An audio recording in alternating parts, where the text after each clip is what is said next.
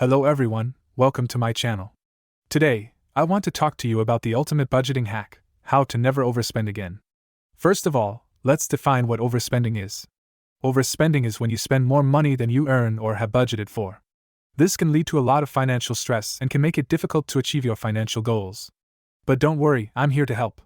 The first step to never overspending again is to create a budget. A budget is a plan for how you will spend your money. It's important to understand that a budget is not restrictive, it's actually quite the opposite. It gives you the freedom to spend your money on the things that are important to you, while also making sure you are saving for your future. When creating your budget, it's important to be realistic. Don't set unrealistic spending limits, or you'll likely find yourself overspending. Instead, take a look at your past spending habits, and use that as a guide for creating your budget. Next, it's important to track your spending.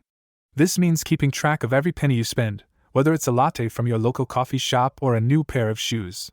This will give you a clear picture of where your money is going and will help you identify any areas where you may be overspending. Once you've identified areas where you may be overspending, it's time to make some changes.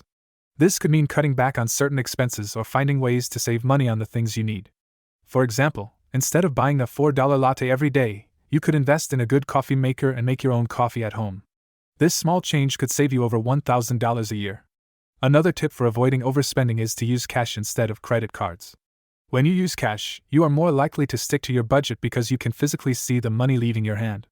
Credit cards can make it easy to overspend because you don't see the money leaving your account until the end of the month. Finally, it's important to have a plan for unexpected expenses. Emergencies happen and it's important to be prepared for them. This means having an emergency fund that you can tap into when unexpected expenses arise. A good rule of thumb is to have at least 3 to 6 months of living expenses set aside in your emergency fund. To wrap up, avoiding overspending is not as hard as it may seem.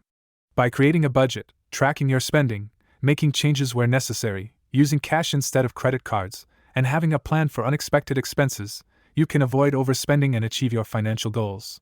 Remember, it's not about being restrictive, it's about being smart with your money and making it work for you. Thanks for watching. If you found this video helpful, be sure to like and subscribe for more tips on budgeting and achieving financial success. See you in the next video.